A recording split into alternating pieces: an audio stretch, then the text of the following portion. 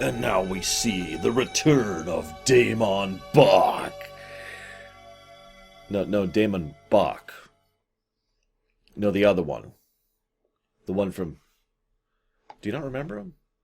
Okay, real question. How many of you saw this and were like, who? When you first saw it? I wasn't, because I am a total geek about continuity like that. My first reaction was, really? Why? Because I didn't think he was really worth bringing back. I've talked before about how Season 7 is just kind of the, oh god, we need any script season. And how there's a lot of just desperation in getting any kind of thing onto the screen, whatever they can do. During the filming of Masks, which was 6 episodes ago, Patrick Stewart was approached saying, hey, do you think there's anything we could do with your character at this point? I've actually talked about this before with regard to Season 7 in general. They were so dry on ideas, they were asking the actors for story ideas. That's not a good sign. And I like that. No, I'm sorry. I just had to make the joke there really quick. That's a really terrible sign. And the fact that they hadn't even come up with this episode 6 episodes ago says a lot about how much they were flying by the seat of their pants at this point. So this episode is a complete mess. We got Damon Bach back, who's like, I'm going to destroy everything, blah, ha, ha, ha. Riker says, okay, here's the thing. Picard has a great line. He says, I appreciate you not asking, but I think you deserve to know. Yes, it could be my son. Okay, cool. And there's also a nice little point that Picard mentions, whether he's my son or not, he is in danger, which actually was absolutely true, given the course of the episode. So they find his son. Woo! They figured out how to scan from orbit. Oh my god, they remembered they could do that this episode. Of course, this one's written by Sagan. Actually, Sagan was not overly happy with being assigned this episode. It was his second script ever at this point. I mean, I know he's a decent writer. He did give us Course Oblivion later on, but it's just... Anyways. You could feel the crunch, you know what I'm saying? So there's his son who is, of course, between jobs. And, of course, he's a troubled youth. You gotta have a troubled youth to go up against the stoic and well-behaved Picard, after all. It's the most obvious and boring thing you could possibly do. What if the guy had been an accountant? Or just some other pencil pusher? Boring guy, likes his life, doesn't really do much. And Picard's like, well, don't you have any ambition? Don't you want to try and aspire? No, why would I do that? I'm happy. I go home, I enjoy my vids, It would have been an interesting take on it, but of course they would never do that. No, they gotta go with from yet another struggling colony, by the way. This is, I think, the 5th colony that's basically a crime world. They try to explain later that this is a direct consequence of the Cardassian War, a.k.a. about 20 solid years of border conflict. So, okay, sure. They were really hammering the Cardassian point at this point in history, weren't they? I think we've actually reached the point where if we were to sit down and number it, the Cardassians have made more appearances in TNG than the Romulans. Anyways. So... there's so many things wrong with this. Is this not a Federation colony? Even though people here died in the Cardassian conflict with the Federation? Like, what? Whatever.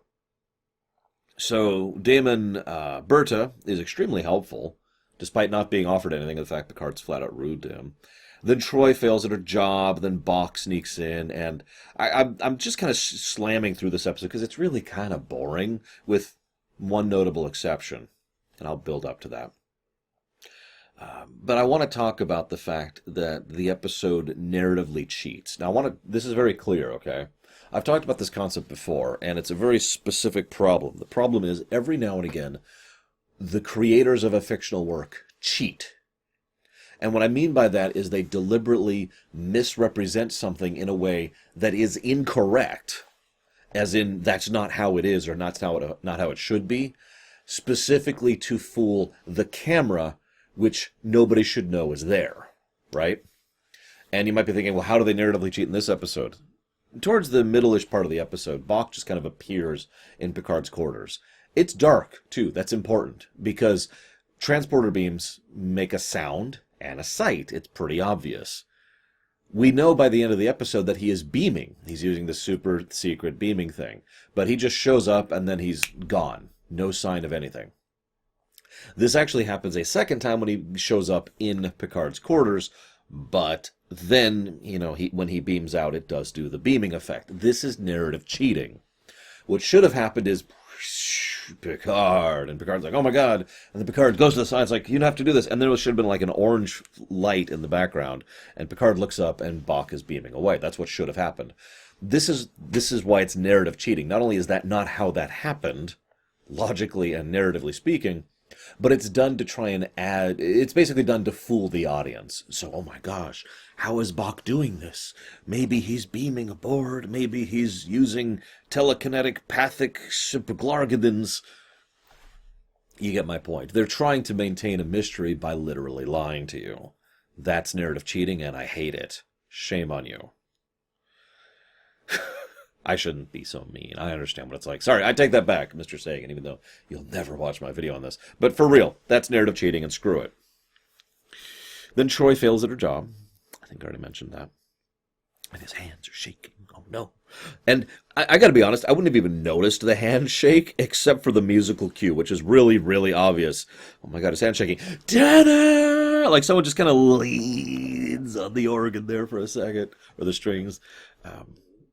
And then we find out that he beams a probe over there, which explodes to send a message. Okay, that's really, really, really stupid, but probably the first thing that actually makes perfect sense for Bach to do.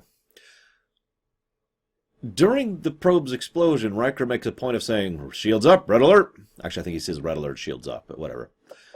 The relevant point here is that just a few minutes before this, they say, our shields have been up. He couldn't have possibly beamed on board.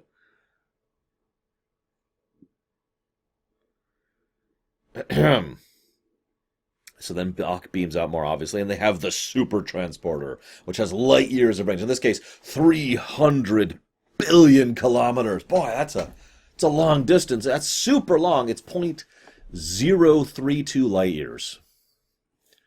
Now, I'm bringing that up because, according to Riker, it'll take them roughly 20 minutes to travel that distance, okay? Now, that would put that at roughly 834 times the speed of light. I've already done all the math in advance, but I also have a couple of other people here. So, if we were to go by the technical manual, that would actually be 660 seconds, a.k.a. about 11 minutes at warp 9. Also, the ship can go warp 9.6, which would be closer to 8 minutes travel time. Now, I'm bringing this up for two reasons. The first and most obvious reason is he insists that they can't just go there. They have to, use the super scary beaming tech to go back. Why? They're not in that much of a hurry, are they? I mean, I know minutes count, but how long did it take them to set up this subspace beaming thing? Because if it takes them like 5 minutes, then, I mean, sure, they could make a line. Okay, it's 9 minutes, but okay, how long can you get the beaming thing together? 4 minutes, all right, do it. I'll get there ahead of time, because every second counts. But instead, they just kind of... Also, I hate to point this out, but one of these days, Star Trek's actually going to codify the speeds of the warp, because I was looking up warp travel speed, and obviously technical manual, but in the episode Dreadnought, they go at warp 9... to cross 10 light years in about 51 hours, which is 1,718 times the speed of light. Roughly double the speed of warp 9. And you could tell why warp 9 would be twice as fast as warp 9. I mean, that's just logic. Also, if we were to use that particular metric, it would take closer to 10 minutes, which is still not quite accurate to the 11 minutes we already discussed. Moving on. I bring all this up, though. I'm not just trying to nitpick.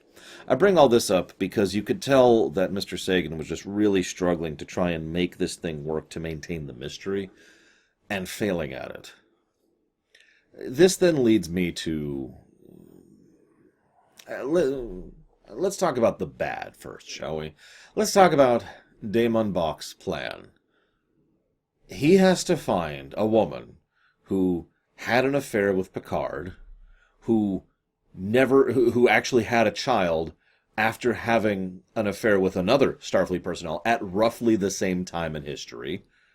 I suppose that's not that uncommon. And then she had to have never told the son who the son's father was. She has to be dead or otherwise out of communication, incommunicado, so that Picard can't just check up on her.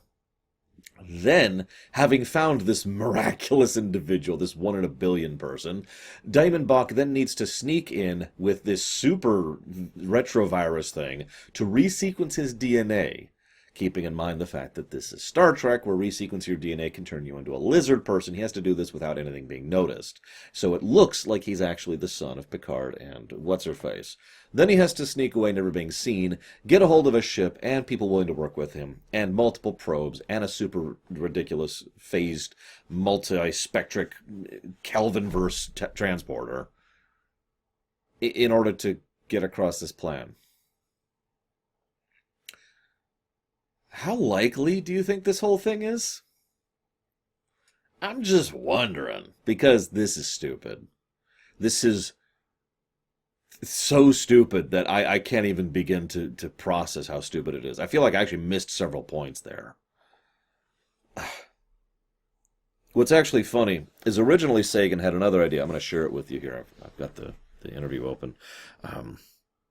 Because as I mentioned, he had to do this episode, and it had to be a bottle show, which means existing sets pretty much universally in order to save money.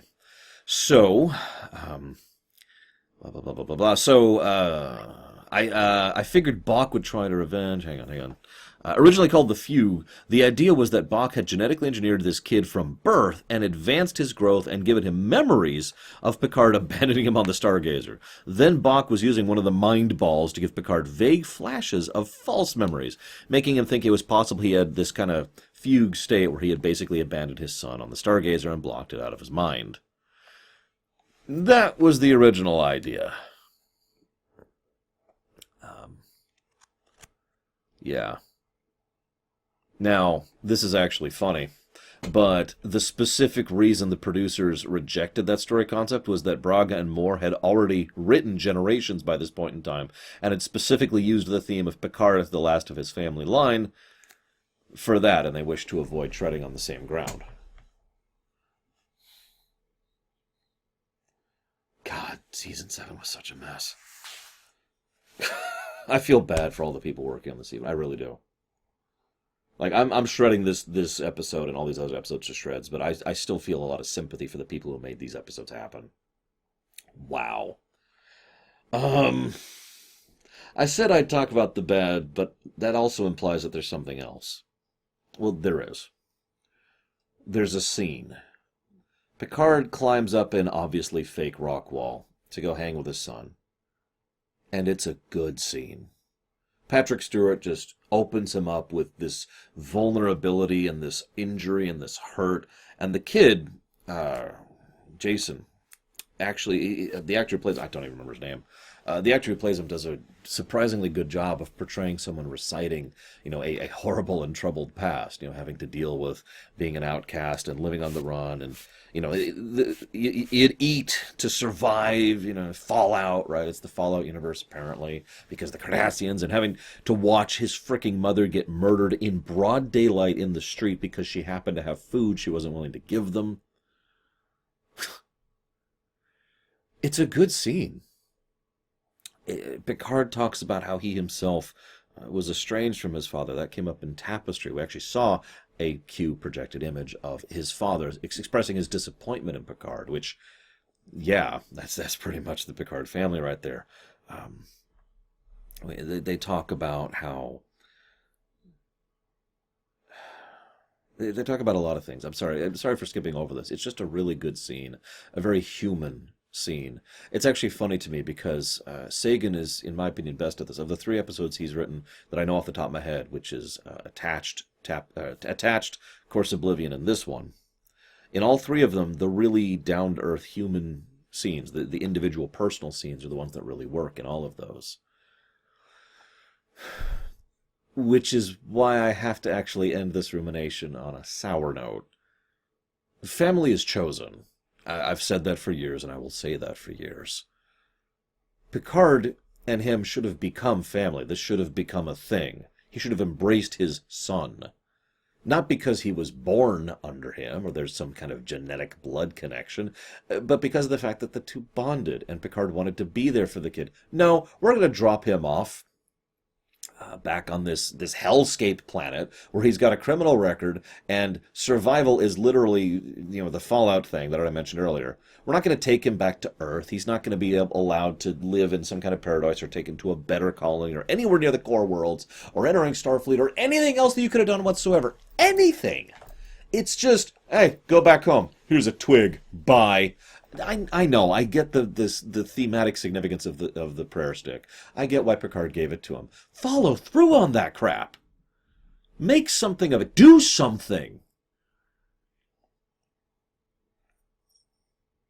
I wanted to smack Picard. I very rarely say that. I don't think I've said that since season 1. I wanted to smack him. Bam! Dude. Do something about this poor kid. You don't have the power to help everyone, so be grateful when someone who needs help drops into your lap.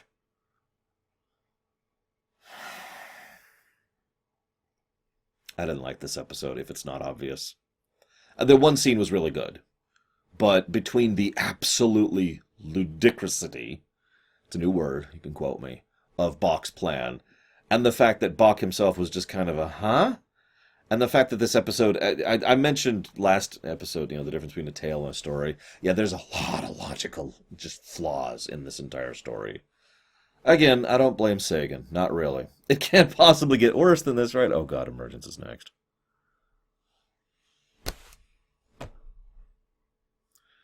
We're almost there, guys. All good things is on the horizon. You can see it. You can see it! I'll see you next time, guys. It's